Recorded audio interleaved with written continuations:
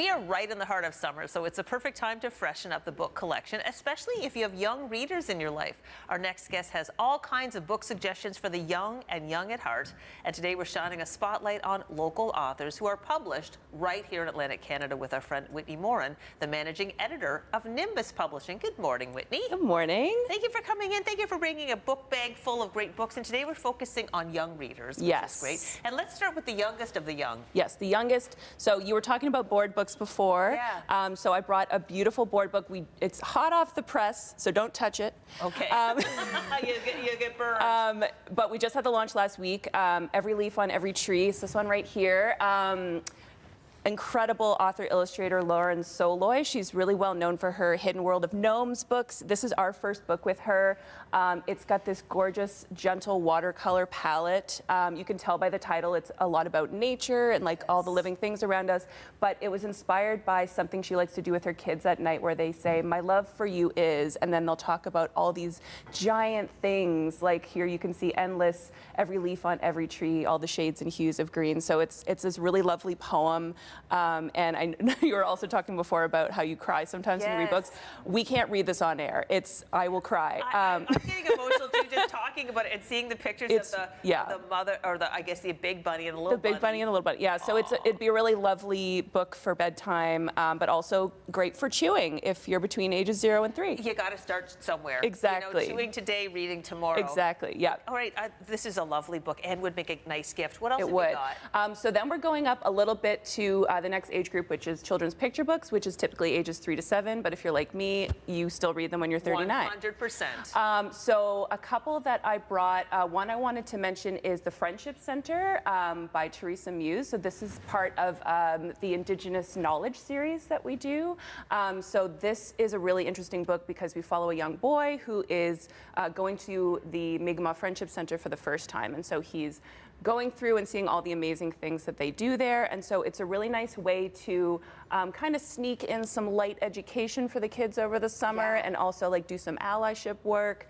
And the beautiful illustrations are also local. Zeta Paul, a local Mi'kmaq illustrator. So it's just like a really beautiful book. She also has a book about sweetgrass and a book about going to your first powwow. So that series is really great for young kids. Wonderful. Okay. Yeah. The control room is hungry for more, Whitney. Where are we going next? Okay, next up, we're going to talk about this really amazing series by Peggy Kochinoff, which is the Be a Nature Detective series. And you've probably seen these before. There's many of them. We have Night Detective, we have Wilderness Detective, Beach, just about everything. So this one is all about getting your magnifying glass out and looking at the really small things in our environment. So whether it's lichen or little grains of beach glass, we actually show close-ups of all of these things. So you can get out there with your own magnifying glass, or you can read the book if you don't want to get too close. The images that they're showing right now are for slightly older readers. So this is Anne of Green Gables abridged edition, which just came out. You might be familiar with that title. A few people know it. So this is illustrated by Brianna Corr Scott, who is a Dartmouth illustrator. We love working with her. And this is a great way to introduce kids to the Anne of Green Gables story. You can read a chapter a night. You can read the whole thing. Each chapter is like essentially one of the books. So that's a really fun one too.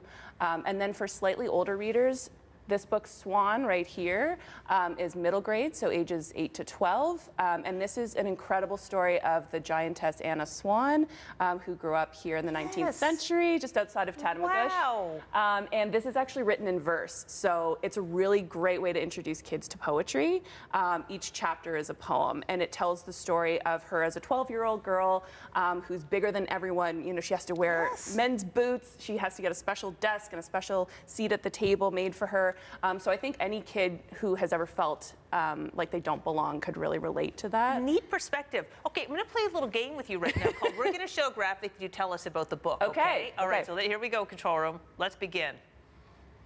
Okay, this one. Okay, this is called Wild Trails to the Sea. And as you can see here, this is all paper collage. So if you could only see how meticulous this illustrator is, she uses tweezers. So she paints everything and then she creates a collage. So this book, written by Penelope Jackson, is written in free verse.